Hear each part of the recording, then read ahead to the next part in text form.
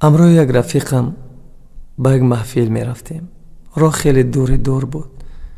اثنای راه رفتن او پیاده شد. تلفنش داخل نقلیات یعنی ماشین ماند. من تلفنش را به دست گرفتم. همگی 20 زنگ وارداتی داشت.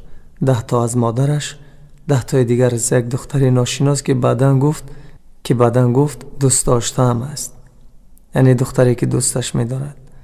از 10 زنگ وارداتی مادر 9 تا پرپوشنی و 1 تا جواب گردانده شده است.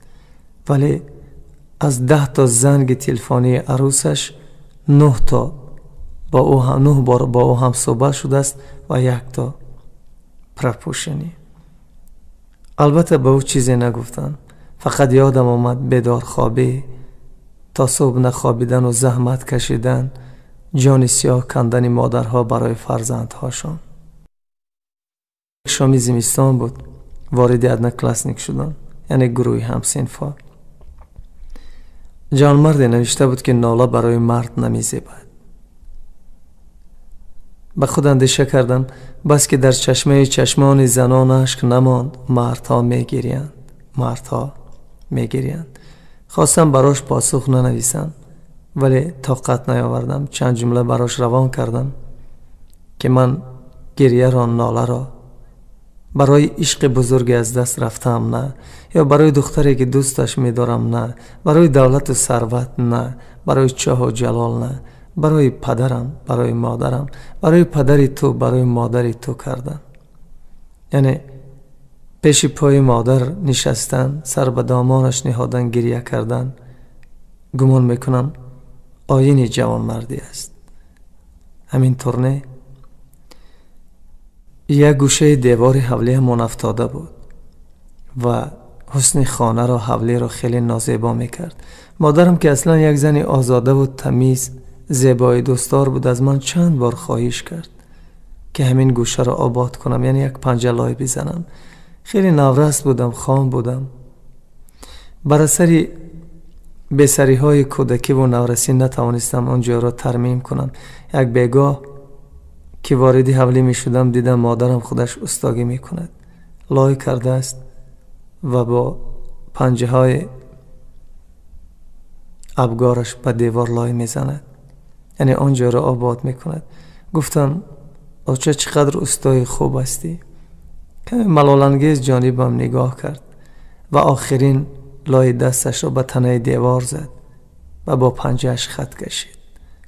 گفت این از من خاطره برای تو. هرگاه که دیدی این پای پنجه را و اگر یاد زد که یک گوشه حوله همون خراب و افگار است، تو آن را آباد میکنی. همان جای در آفتاب خشکید. پای پنجه مادرم ماند، همچون یک یادگاری خیلی بزرگ. هر سال که به خانه می رفتم یک بار پنجه‌ام را روی پنجه های مادرم می گذاشتم. محبتش را، گرمیش را احساس می کردم. گمان می کردم دستانم را می فشارد. گمان می کردم به من چیزی گفتن می خواهد. گمان می کردم به من نیرو می بخشد، محبت می بخشد، قوه می دهد. یعنی یک جای نیک بود، یک جای مقدس بود، جای آب چشم ریختن و دل خالی کردن های من بود. این سال که به خانه رفتم اون جای را ولنگار دیدم. بر اثر باد و باران پای پنجه مادرم به زمین ریخته و یکسان شده بود. مادرهاتون احتیاط کنید، به قدرشان رسید. دوستانی من،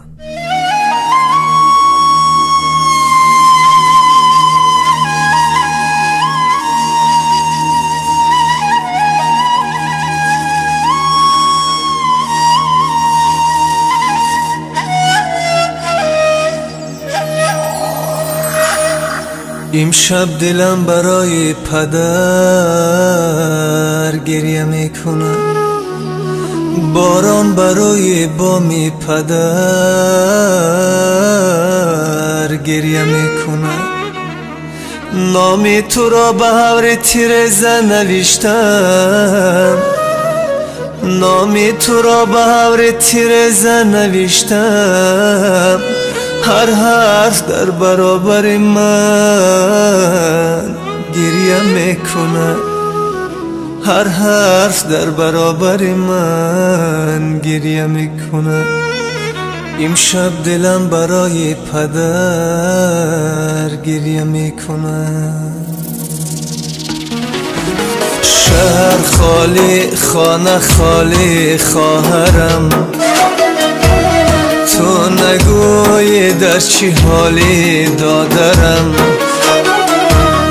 با علم با اشک چشمانی ترم، با علم با اشک چشمانی ترم.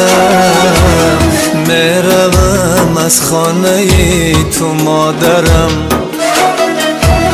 میروم از خانه تو مادرم.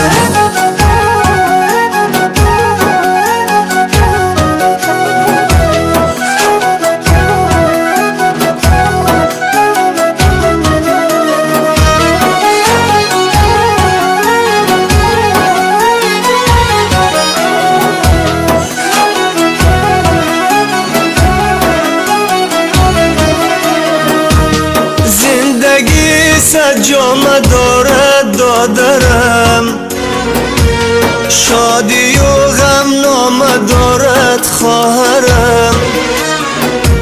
سرنوشتی تلخی ما هم ثانیه، هنگ نه هنگامه دارد مادرم، هنگ نه هنگامه دارد مادرم.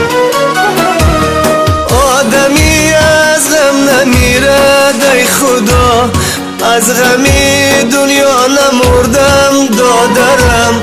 مادرم رفت و نرفتم امرش، گرچه خیلی غصه خوردم دادرم، گرچه خیلی غصه خوردم خواهرم.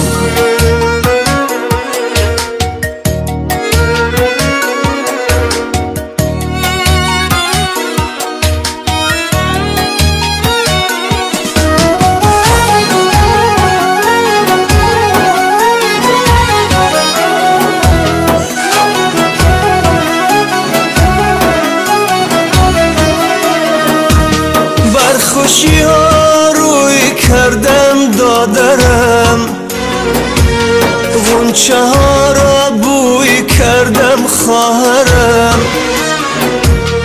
مادرم در زیر خاکی سرد و من آرزوی توی کردم خواهرم، آرزوی توی کردم دادرم. مادرم گفت تا غلامت میشوم، صدقه حرف و کلامت میشوم. جانی زارم را خریداری نما، جانی آچه من غلامت میشوم، جانی آچه من غلامت میشوم. آه تقدیر ای برادر، سوزدم دیل اشکی خواهر.